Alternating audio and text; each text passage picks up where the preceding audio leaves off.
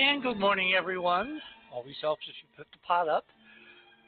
Welcome to the other side of midnight, that really extraordinary time, certainly here in the land of enchantment tonight, where between dusk and dawn, almost anything can happen.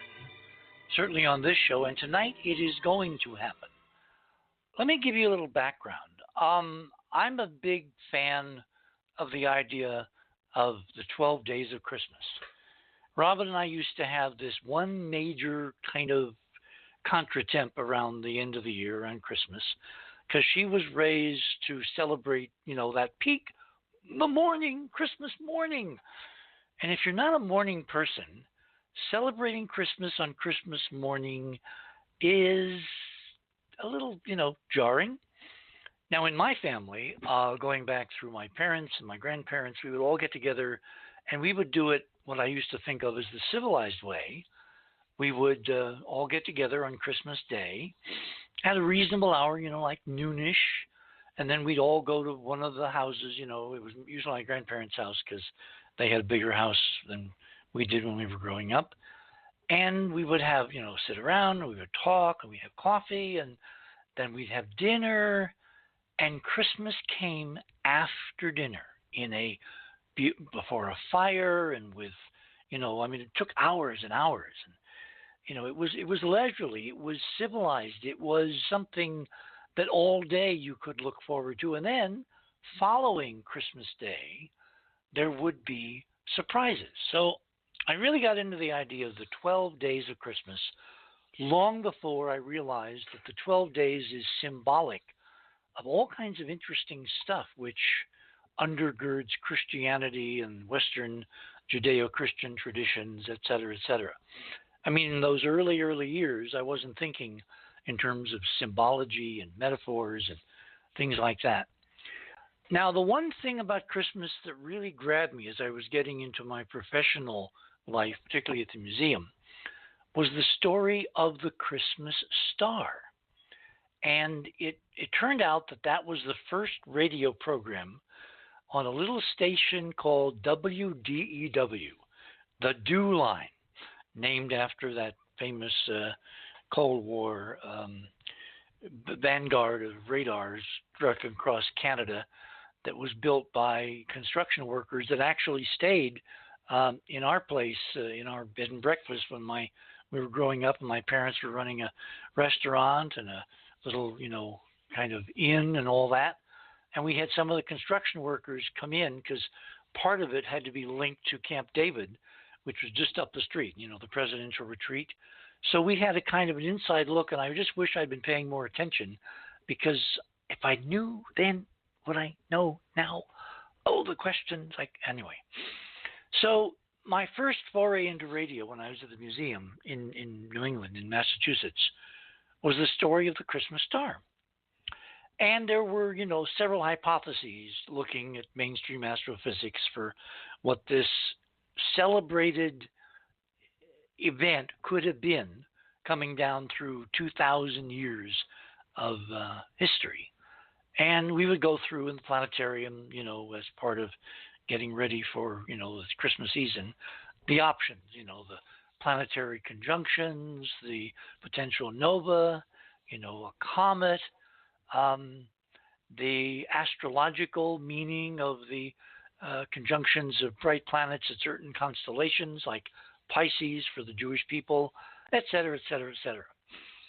Well, folks, tonight I have news for you, which is an extraordinary, I won't really say coincidence, but certainly a synchronicity with what we're going to be talking about this evening in the 12 days of Christmas, in our post-Christmas special tonight with David Collis, because I'm going to present to you for the next 3 minutes, going to radio with pictures for data, for evidence, the possibility that if not this year, then in the next few years, maybe next year, maybe the year after, could in fact be, tomorrow night, something wondrous, as Arthur Clarke said in 2010, something wondrous could be about to happen.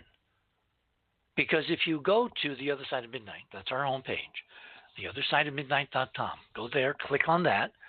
And at the very top, you will see the 12 Days of Christmas special, Interviewing Jesus with David Collis for December 28th. Click on that. That will take you to the show page. Scroll down a bit, or you can do this. You can actually just look for, under the presidential briefing banner, it says Fast Links, David Collis show page, Fast Links, Richard's items. Click on Richard's items. That takes you to my items, 1, 2, and 3. They're all about an object which could conceivably, as early as tomorrow night, I mean, I'm not kidding about this, as you're going to hear, could become a real-time, bona fide Christmas star. So let me give you a little backstory. Click on item number 1. As Betelgeuse, that's the way I pronounce it, as Betelgeuse dims dramatically, astronomers scratch their heads. And the subtitle, one of the night sky's brightest star is now the faintest it's been in a century, and astronomers aren't quite sure what it means. If you read this and the other 2 links I'm going to give you in a moment, you'll find that the upper left-hand brilliant red star in the right shoulder of Orion, we've talked about Orion many, many, many, many times on this show, and its symbolic meanings and its connectedness to ancient Egyptian mythology, the fact that it was the template for the Apollo patch of the entire Apollo program, etc., etc., etc. Well, that bright upper right shoulder red star, in such striking contrast to all the other bright blue stars that make up this stunning constellation, since October, that bright red star has been dimming dramatically. In the last 3 months, it is dimmed by more than a magnitude, meaning 2.5 times. So it went from being one of the 6th or 7th brightest stars in the sky to the unaided human eye. When you look up there and you see stars, the magnitude system is inverse. Higher magnitudes are dimmer, lower magnitudes are brighter. That goes way back in history, and we don't have the time to get into why the magnitude system was created, but trust me, higher numbers in magnitudes mean it's getting dimmer. It's fallen by 2.5 times in only the last couple of months, and it shows no signs of stopping. Now, this is very peculiar because it not only is a brilliant star in the constellation of Orion, but intrinsically, astrophysically, it's an object which is about 650 light years away. It's what's called a red supergiant star, meaning if you could magically place it where the sun is tonight, we would be orbiting briefly inside the star, because its outer edges, its surface, its photosphere, the surface that emits the light, that beautiful glowing reddish light that you can see if you go outside and it's clear and you can see Orion up there in the sky tonight, close to the meridian. That light is coming from a surface which, if you place Betelgeuse where the sun is, that surface, that radiating surface, would be at the orbit of Jupiter, 500 million miles from the center of the solar system. Now, the sun is only 864,000 miles across, half that, 400 and some odd 100,000 miles in radius. Imagine next to Betelgeuse, which stretches to the orbit of Jupiter, the sun would be a speck. It would be almost invisible. It would be bright. You see it as a star. If you saw Betelgeuse as a disk, the sun would be so tiny by comparison that it would be a brilliant yellow point of light. And it would be much, much dimmer than Betelgeuse. Now, where does all this come from? Well, astronomers believe that stellar brightness is keyed to the mass of the star, meaning the amount of fuel it can burn, and a few other parameters.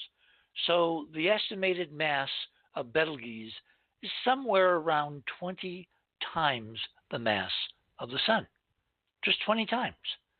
But that results in a radiance, in a brilliance, in a luminosity for Betelgeuse, which is approaching millions of times the luminosity of the sun.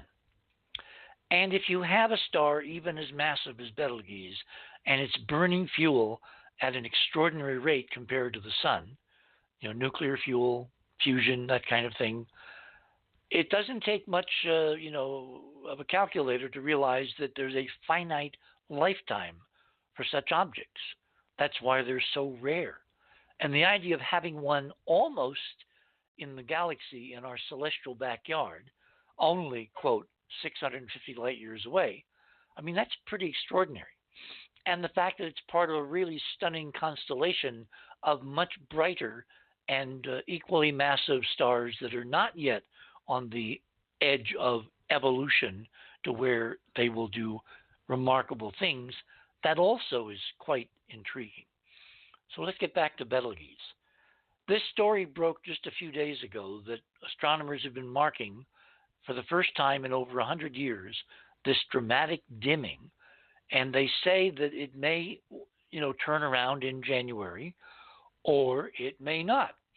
And then there's a story, making the rounds out there that this is presaging the time when Betelgeuse, in the final moments, cosmically speaking, of its life cycle, having used up essentially all its fuel, is going to collapse and then erupt in an extraordinary explosion called a Type 2 supernova, where a star literally blows itself to kingdom come and lights up the night sky with a luminosity rivaling that of the galaxy itself.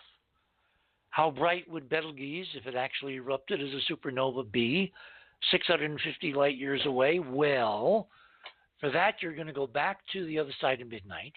You're going to go to the home page. You're going to click on that banner for you new folks joining and wondering, what's he talking about? You're going to click on tonight's banner for David Collis for December 28th. That will take you to the show page. You'll scroll down right under the presidential briefing banner. Click on the fast links to Richard's items. That takes you to my items. Click on item number 2, which very neatly is a recent article in Astronomy Magazine published this June as to what would happen in terms of effects on Earth if Betelgeuse, remember 650 light years away, were to go supernova. And the good news is that not much. There wouldn't be any killing radiation. There wouldn't be any, fracturing of the internet through EMP effects. There wouldn't be a scouring of the ozone layer and exposing us to raw ultraviolet sunlight, et cetera, et cetera, et cetera. But it would be one heck of a show, because for a period of almost a year, gauged by past supernova and historical records going back thousands of years, it would be bright enough to be visible in broad daylight as a brilliant point of light. Obviously, much, much brighter, hundreds, millions of times, maybe a billion times brighter than it is right now. And it would shine that way for almost a year, and it would be optically visible as seen from our own world, looking up into the sky. It would be as bright as a full moon. But all that brightness would be condensed into a single searing point of scintillating light. Because can you imagine the coruscating colors of having an object which is optically below the optical resolution limit of the human eye? Thereby it would twinkle furiously in multiple colors, like Sirius does, the brightest, main sequence star in the night sky. And it would be just above Sirius in the same part of the sky in the right-hand shoulder of Orion. And it would be a brilliant, brilliant blue. And we may get into what that bluish thing means tonight. We're definitely going to get into it tomorrow night when I have John Hoag as my guest, and we're going to be talking about events to come in the next decade of the Roaring 2020s. Finally, all of this seems to be presaged by something else which has been quietly occurring with Betelgeuse for more than the last 20 or so years, because when I was looking up background research on Betelgeuse and trying to find out, if there have been any updates to this dimming, this really anomalous dimming of a major star in Earth's, heavens in the sky, I ran into a paper published in 2009 by a very famous physicist named Charles Towns. Now, some of you may be thinking, why does that name sound familiar? What is Charles Towns? Charles Towns, he's now no longer with us, unfortunately, was a physicist, a brilliant physicist at Cal Berkeley in California, Northern California.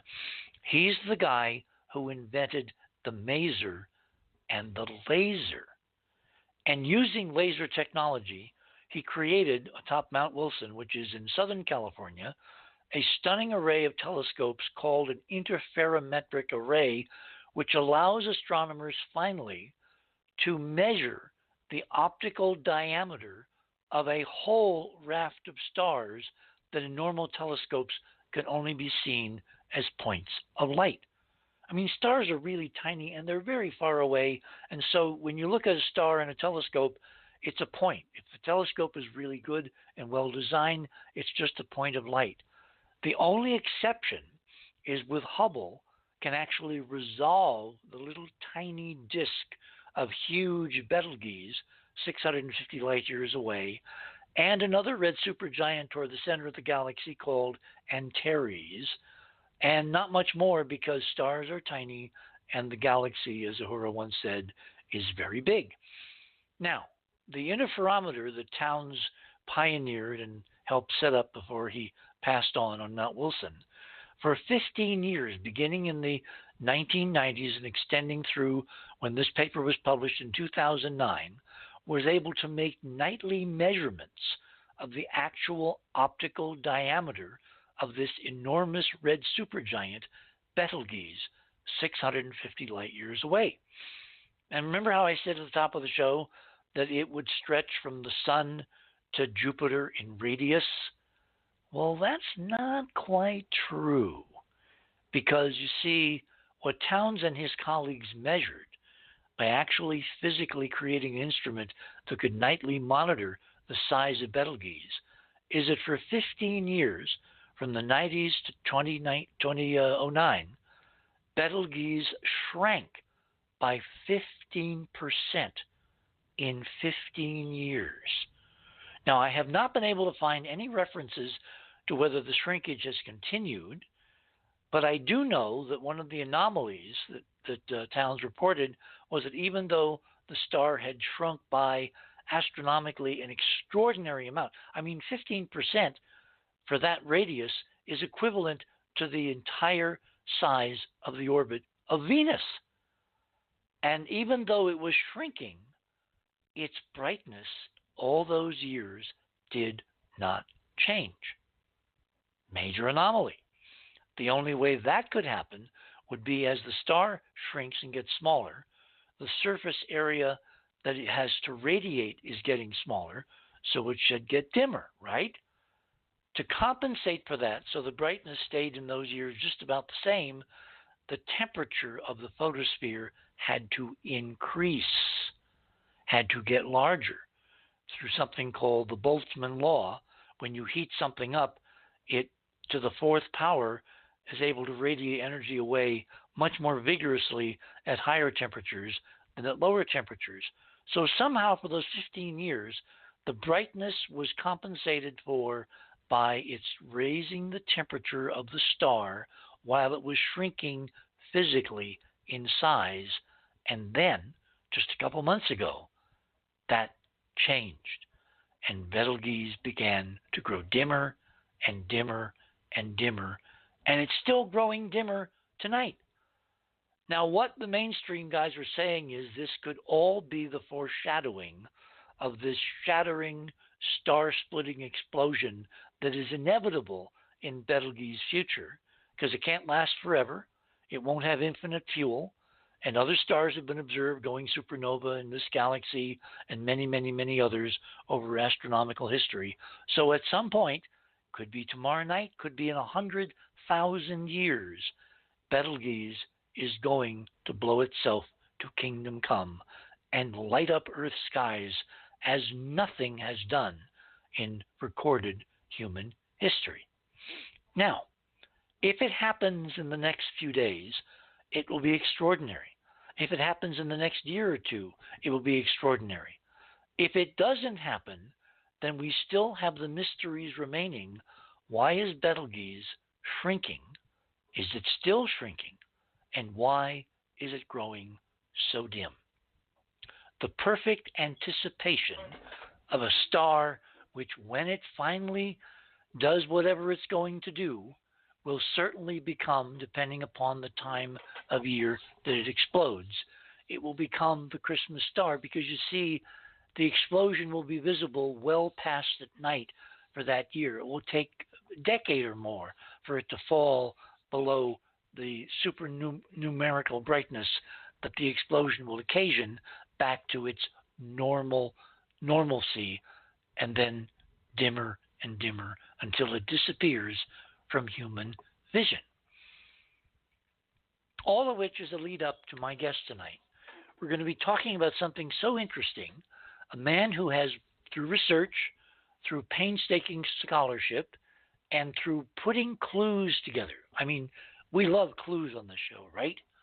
He has created what he calls, in his masterwork, a book called Interviewing Jesus the Man. And who has done this?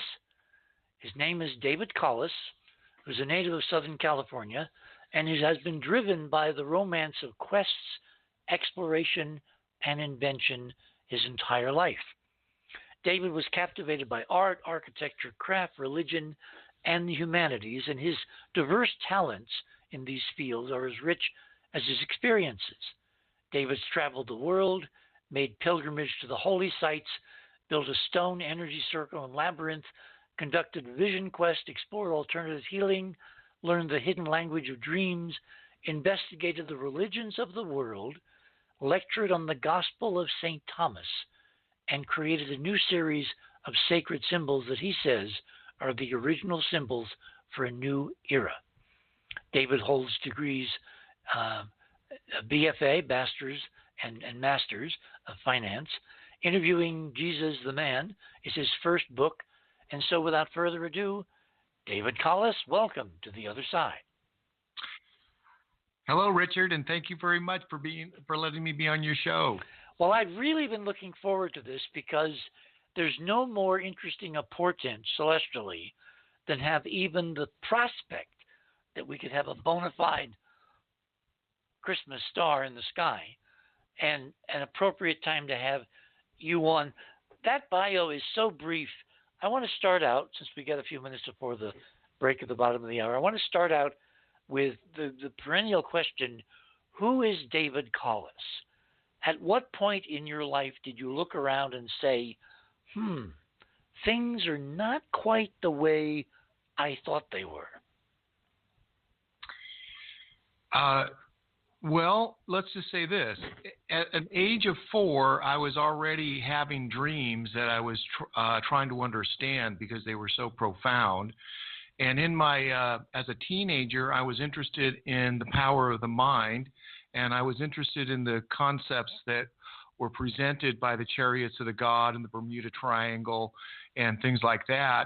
And then by the time I was in my early 20s, I just became extremely fascinated by the arts and the humanities, and I wanted to understand the world's religions. I felt it was important for me to understand and at least ask the questions, who is God? Why am I here? Who am I? Those types of things. And it was only through this whole quest that I feel like my life is, and it's the odyssey that I went on, was I able to answer some of those questions. So it's all been part of like my matrix, my makeup is, and my DNA is towards religion, spirituality, art, sacred spaces, etc. So in terms of your formal education, did I get that right, that you basically have a bachelor's and master's in finance? No, it's not finance. It's in the arts. Ah, okay, fine arts. Okay, sorry. Yes. Sorry, it's the land of enchantment tonight. So you were brought up looking at the creative side of humanity, architecture, art, philosophy, that whole realm of creativity. Yes, my mind was kind of already geared towards that. I didn't fully appreciate it because I spent so much time playing sports. But once that was over with, then a lot of my energies got focused very specifically into these subjects. When did you first start wondering about the life of Jesus beyond the Gospels and, Sunday morning services and Sunday school and, the usual that we're all exposed to growing up? Well, we have our family had some very strong ties to Christianity, and that was always very satisfying to me. But then I never really felt connected to Christianity. I always felt that Christianity was like kind of cold, and it kind of reminded me of the stones that I would see in the churches that I would visit.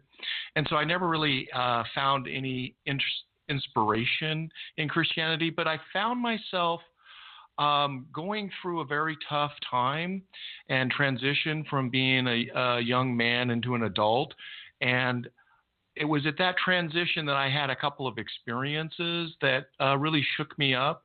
And one of them were my need to understand who God was. And so really the first religion that I felt comfortable with and that I felt kind of an alignment with was Christianity. And I found myself just waking up, in a sense, to it and just reading everything that I could about it. And so I absorbed it like you would a sponge. And interestingly, what I found myself was when I was reading the Old Testament, when I was reading the New Testament, I always had this very strong intuition of knowing what was next, even before I had read anything about it. And since then, I feel like I can recall... Wait. Knowing what was next before you read it? Yeah, so I had this kind of prophetic sense of what was already contained within the New Testament and the Old Testament before I was able to get to reading that part. There was such an intuitive connection to it that I was quite surprised by it. And ever since then, believe it or not, when I wrote my book, which was roughly 30 years after I started really investigating or participating in Christianity, I was able to recall Bible verses just on the spot. Oh my God. While I was writing. So there are 165 quotes that I have from the Old Testament and the New Testament, and they were just coming right off like my tongue. Oh my. So this has been a work of yours that's been 30 years in the making.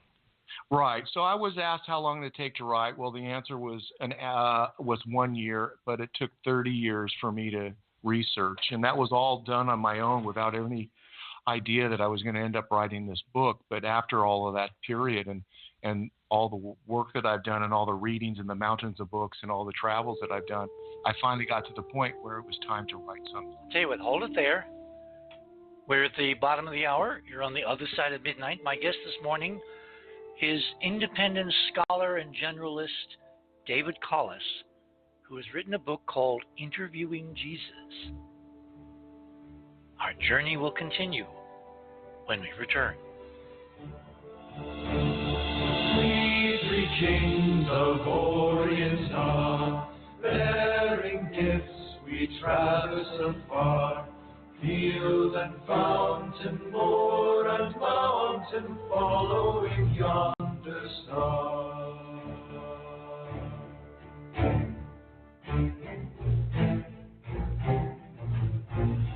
Star of wonder, star of night, star with royal beauty bright, westward leading, still proceeding, guide us to thy perfect light.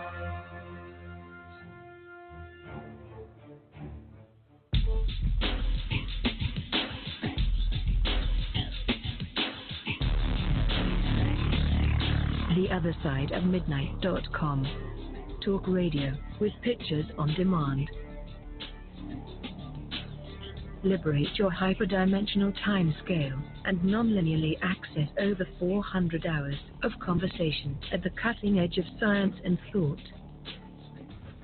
Join Club 19.5 to get access to exclusive content that fits your interests and time schedule. Filter episodes by guest or subject. Membership costs $9.95 a month, 33 cents a day. Talk radio with pictures on demand. theothersideofmidnight.com.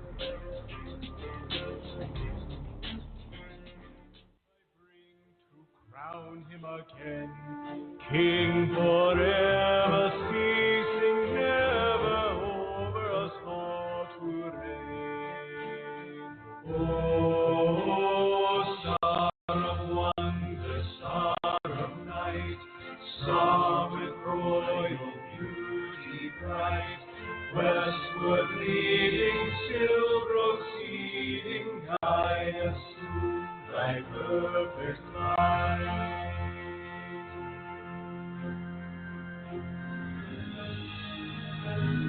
Frankincense to offer have I, incense owns a deity nigh. Prayer and praising, all men raising, worship him, God on high.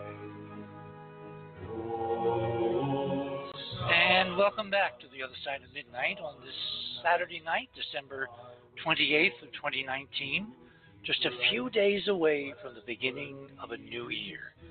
My guest this morning is David Collis, who has written a fascinating book called Interviewing Jesus, the Man. Why did you separate the man, David, from the Godhead, the Son of God, the traditional way that Christianity views Jesus Christ? Well, that was the whole crux of my book. So what I needed to do when I started out to write about Jesus is that it was important to separate theology from the man. And the only way that I was able to do that was to look at his sayings and analyze his sayings as if I were an FBI profiler and come up with a personality profile and his character traits. And once I was able to do that, I was able to see some quite extraordinary insights. Why did you want to, I mean, you obviously, studied in the arts, but writing a book, as someone who's written a few, is very, very hard.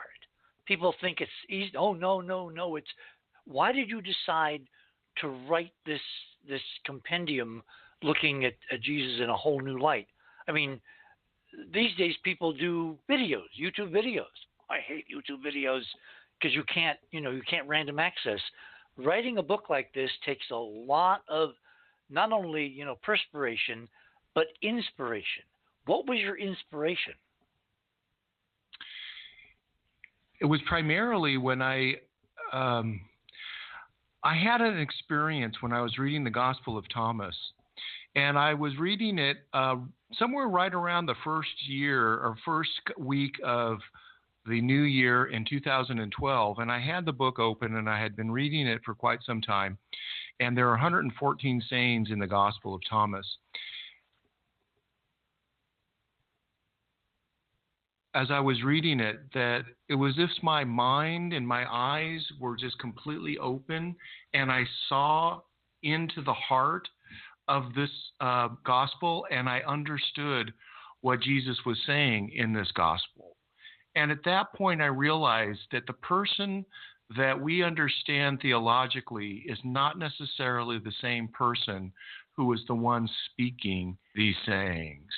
And I found that there was a disconnect between the theological Jesus and the historical Jesus.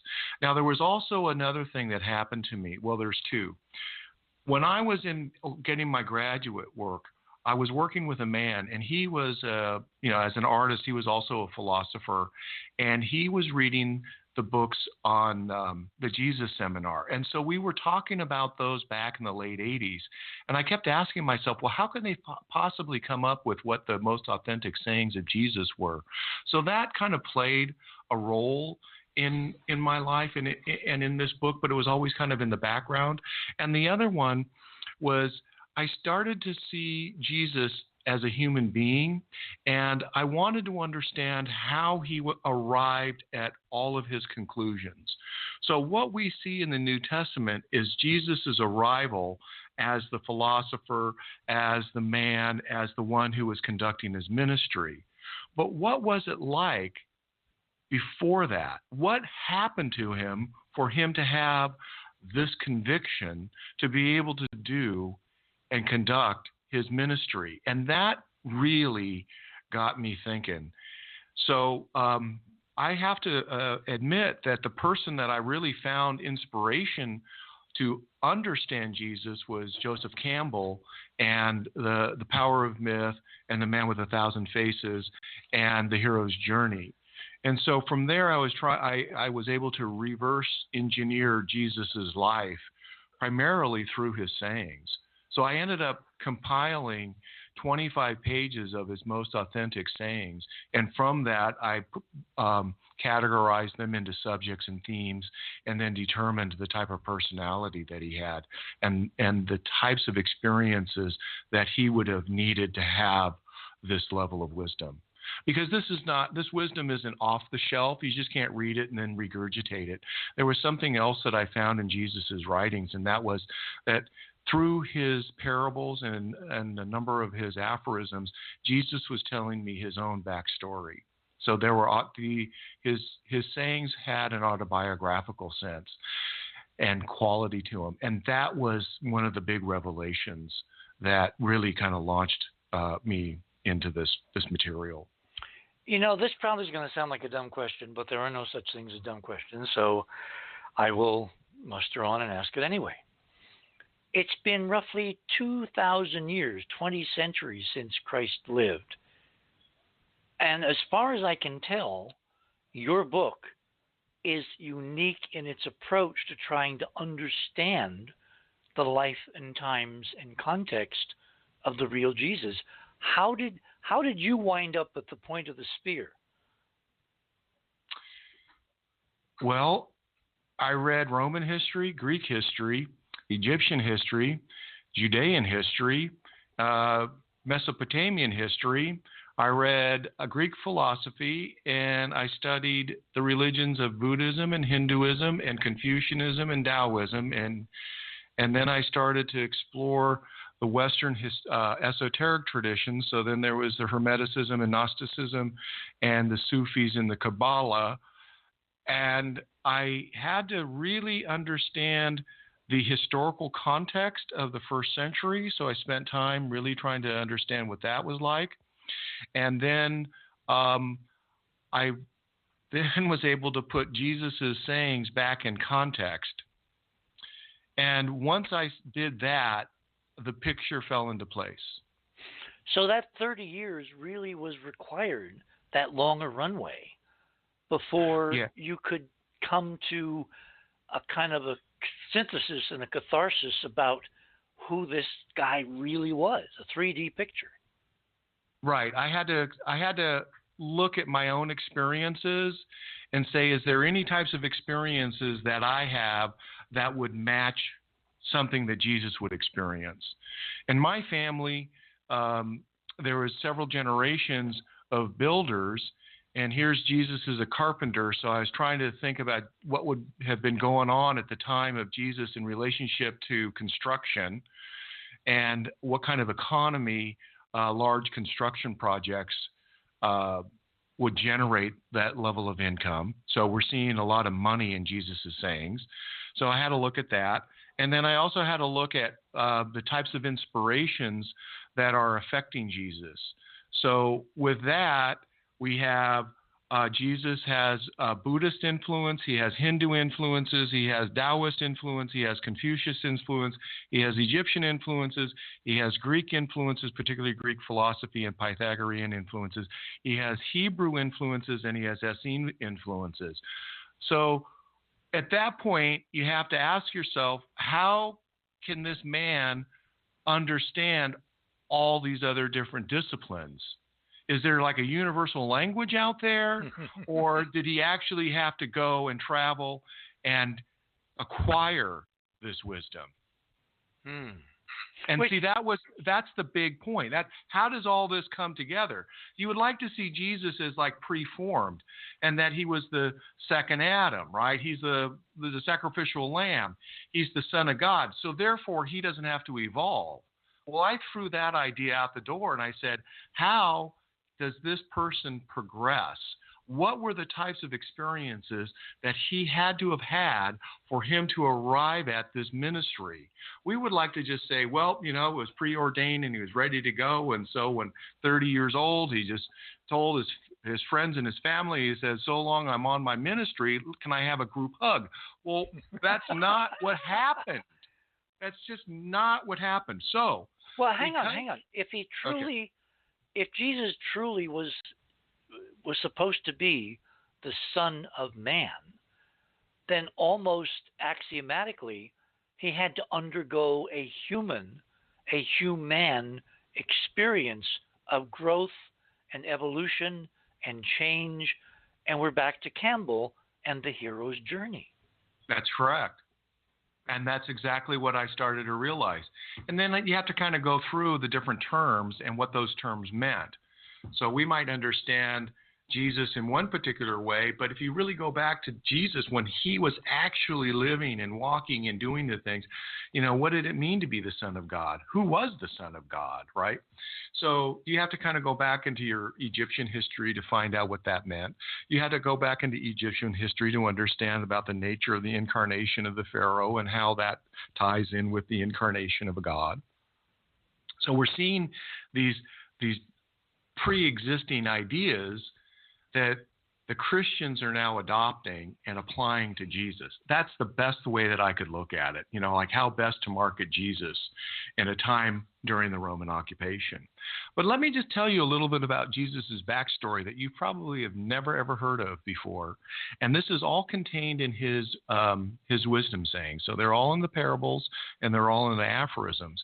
And from there, I was able to kind of distill the highlights. I can't tell you exactly what the order of all this is, but I can tell you that Jesus went through and had these types of experiences for him to be able to conduct his ministry the way that he did. Okay, before you launch into this, I have two really important questions. One is it true that all of what we know or we think we know about Jesus is presented in the New Testament? That's all we have. So those are the primary records that we have of Jesus.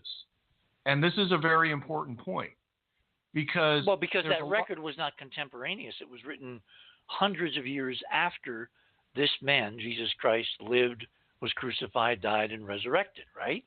Well, let's just say this. The proto-Christians had developed a certain idea about Jesus, and they wrote about it in the Gospel. So the first Gospel is now going to be written somewhere in the year 70, and that's going to start with the Gospel of Mark. Then we're going to have Matthew and Luke in there in between the Gospel of John. And the Gospel of John was written somewhere either at the end of the first century or into the second century. So those four Gospels are already going to be established. What you're talking about is the canonization of the New Testament, and that didn't take place until the fourth century at the Council of Nicaea and Trent. Mm-hmm. So up until then, there were the Gospels that were already written, and they were already in circulation. So they were kind of like fanzines. They were circulated through the population, but not formally canonized. That's correct. That's correct. Canonized is not the right term, but in a sense, that's exactly what how did this stuff circulate? So the Gospel of Thomas was also one of those Gospels, but there were other. So part of my research was to collect all the anthologies of the spiritual literature from the Second Temple period and into the second century. So I have the hidden books of the Bible, I have the Apocrypha, I have the Gnostic Bible, I have the Nag Hammadi library, I have the Dead Sea Scrolls, and I'm just talking off the top of my head. And I ended up reading, these anthologies to see what the spiritual ideas were from these disciplines, from these groups of people that were holding on to this knowledge. And Christianity is adopting and modifying and shaping and appropriating ideas that we find in all this other material. And then you have others who are, the proto-Christians that are fighting against this material or disparaging it in some way. Did you? Go ahead. Yeah. So anyway, what I was going to say is that there is a lot of other material out there that didn't make it into the canons. But now we do have what some of that material is. I'm not going to say we have all of it.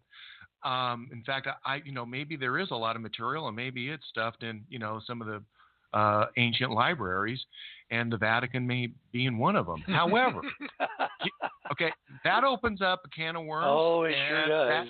That opens, and that has a lot of excitement that you would be involved in and wanting to know. But let me tell you, I didn't have to go very far. I just took the New Testament Gospels, and I took the Gospel of Thomas. I distilled all the most authentic of his sayings and put it into an anthology of my own, and just looked at it and read it and broke it all down. And from that, I found all this information that we should all be amazed and excited by. And the most amazing of his sayings are the sayings when he starts off, the kingdom of heaven is like. And he had there were 22 sayings, and there were either 9 or 10 themes based off of the kingdom of heaven. And those right then and there are going to tell you a lot about this type of man and what he was up to and what kind of spiritual philosophy he was engaged with. Okay, so if we view Jesus as a God undergoing deliberately an evolving, growing human experience, what kind of man was Jesus? Okay, so here are some of the things that I have been able to distill from his sayings. Jesus was born into a devoted and pious family that had a lot of connections. They were wealthy, and they owned an estate that grew probably agricultural products. So they were, like maybe a plantation. They also seemed to have... So you're telling me his family was like the 1%? I wouldn't say that, but I wouldn't say they were at the top of the echelon of wealth, but they definitely had some kind of estate where they were merchants, and they were growing, agricultural products. I can't determine what type of products. And they also seem to be involved with some kind of building. Dates come to mind for some reason. I'm seeing, palm trees. Right. So when you go and you look at Jesus' sayings, the number one subject that he talks about is money. What? Not salvation, not following the path of righteousness. Money? Money. Wow. Yeah. So let me tell you this, when you look and read those 22 sayings that are the kingdom of heavens that are in 9 or 10 themes, salvation theology is not a part of any of that. So money seems to be a way that he is expressing spiritual truths that Jesus had direct experience with. So he talks about,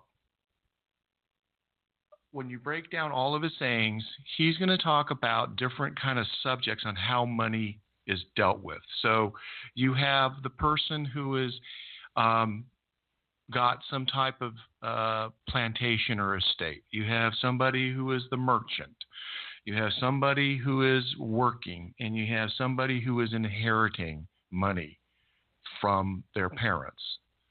When you break down all of those money statements, you're going to start seeing that Jesus is talking about investment, capital return, taxes, good management, poor management, labor disputes, and capital gains. Wow. This is really kind no of amazing. wonder I thought your degrees were in finance. Oh, see, there you go. So I mean, hang on, David. This is a whole new insight because money makes the world go around. Money is kind of like money and life's blood are hand in hand. Without money, you die. You know, money really is life in terms of exchange for things you need to stay alive. You know, mediums of exchange, as you said, capital gain. In other words, the grounding in the ultimate reality of 3D existence is money exchange. That's right. And the funny thing is that Jesus isn't really upset about that. What he seems to be upset about is the manner in which money turns people into materialists and how all that colors your perception of others, particularly in forms of judgment.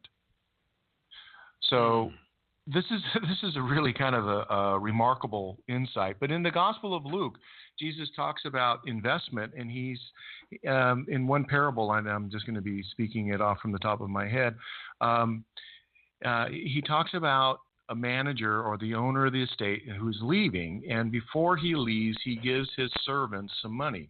So the first one he gives, I think each one he tells them after he gives them, I think either equal portions, go out and do something with it, and then let me know what happens when I return. So, several years go by, and he returns, and he asks the first one, what'd you do with the money I gave you? And the first one says, hey, I was so scared of you that I decided I was going to bury it, and here's your money back. And Jesus says, thank you. And so he looks to the next one, and he says, what'd you do with my money? And the man says, well, I invested it, and I got a 10% return on it. And Jesus goes, very good.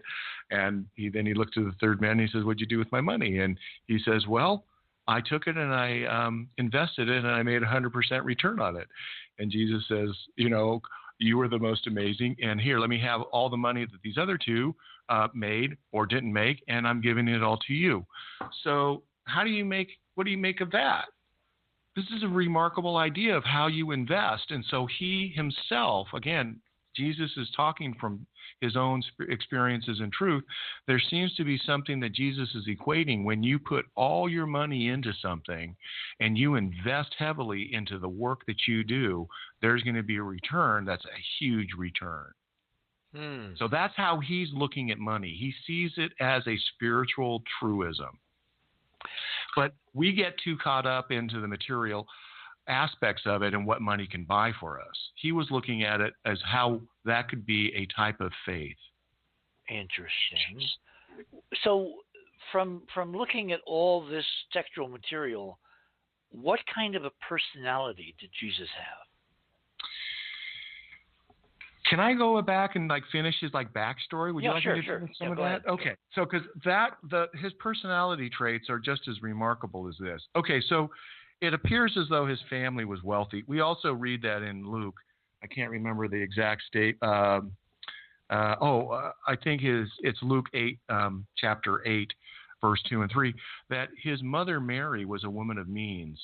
So there's also the other indication that Jesus came from a fairly wealthy family. So Jesus and his family also had a strong sense of destiny. They felt that his parents felt that Jesus was going to do something remarkable, and Jesus also had the same conviction. Jesus seems to have left home somewhere between the age of 14 and 17. Jesus then studied, and he learned, and he practiced spiritual knowledge. And based off of all of the sayings that Jesus has, there's a likelihood that he was in the East, most likely India, to get that. And then I've been able to identify 4 very profound experiences that Jesus had prior to his ministry. I can't tell you the exact order that these happened in, but I can tell you these happened to him. And I have I'm not going to say I have 100% assurity that this is accurate, but I can tell you that I'm convinced at least 95% of this is true. Jesus had some kind of enlightenment experience. This is going to surprise you. Jesus was robbed and beaten, which is why he uses robbed and beaten in about 7 to 9 of his spiritual sayings. Jesus had a very strong sexual experience that he felt very shamed by. That was very remarkable to recognize that. He also experienced what we would refer to as like kind of the dark night of the soul, the pit of humanity, and he realized that everything was just absolutely horrible and people were horrible, and he sank into what we refer to as the proverbial hell. So he saw the wickedness and the ugliness of mankind, and he got stuck in that negative circle and spiraled down. And then when Jesus returned home, some of his family members were very reluctant to receive him back. Wait. All of this you have gleaned from the New Testament, from the Gospels. Yes. Fascinating. Really fascinating. Again, I'm just going to emphasize the fact that Jesus is always speaking from a position of knowing. So he's not reading a book and then regurgitating from the book or from a scroll or from some other wisdom sayings. He's not doing that. He is telling you something that has been that's very profound in his life, and he's telling you something that he himself has experienced. And that's the most important thing to take away, is that Jesus' sayings are autobiographical. He is also able, and this is part of his genius, is he was able to take existing and current affairs and then turn those current affairs into spiritual wisdom sayings. It's a remarkable thing that he was able to do. So you and I are now having a discussion about the type of Jesus was. Jesus was the type of man who was a poet who crafted his sayings and then delivered those sayings to people. I have, I guess, a kind of a dumb question, but maybe it isn't. If you're the Son of God and you incarnate to have a human experience, I mean, how could he go through the depths of hell and have the perspectives on humans and you know, be a victim and, you know, and all that, if he simultaneously knew who he was? So now we kind of touch upon something a little bit more interesting. So who was at the time of Jesus considered the Son of God? And we're going to start seeing that the Caesars were taking on that role and that mantle. And, of course, that comes from the Egyptians. Right. One of the things that, you know, this is a very kind of a thorny question. So it's a theological question. So right now we're imagining that everything is driven from a theological point of view. And what I wanted to do was push that aside so I can understand the human side of you, so that I can look at his progression and his development. So if we go back and say that he's the Son of God, then we get into this kind of a thorny, tricky kind of well, wouldn't he dialogue. have to, and we're coming up to the break at the top of the hour, so let's hold this, because to me this is the crux of the book, the crux of Jesus himself, the crux of the whole Christmas and Easter experience. Let's just hold it there and tease people for a couple of minutes here, okay? My guest this morning is David Collis. We're talking about interrogating and interviewing the man, Jesus the man, not Jesus the Son of God. And the crossover is going to be really interesting when we come back. You're on the other side of midnight. This is our Christmas special, our post-Christmas, our 12 days of Christmas special. And we're going to take you out here with the Carol of the Bells, which historically speaking was written just, apropos what's going on in the news right now, many decades ago by a Ukrainian. We shall return.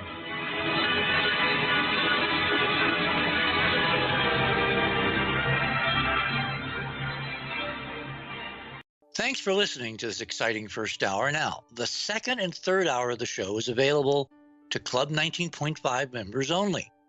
Please support the show by subscribing to Club 19.5 and join our very interesting community. To do that, please visit the website, theothersideofmidnight.com, and click on the Join Club 19.5 link in the left-hand column. As a Club 19.5 member, you'll gain access to the rest of this show and all previous 350-plus shows that we have done. Now, recent Club 19.5 member archive recordings have the commercials removed, and the sound quality has been enhanced. You'll also receive a dedicated private podcast feed that contains these enhanced show recordings. And you'll be able to download the MP3 files directly from the archive if you prefer. As a Club 19.5 member, you'll also be the first to preview our new videos and reports. We'll be adding exclusive new features to Club 19.5 as we go forward, and boy, have we got some amazing things to tell you about in the coming weeks. So please support the show and don't miss all the exciting new things we have planned. I want to thank all our Club 19.5 members because without your guys' support, this show would not be on the air. Please help us continue growing the show by subscribing to Club 19.5 today. And when I say we really need you, we really need you. Over and out.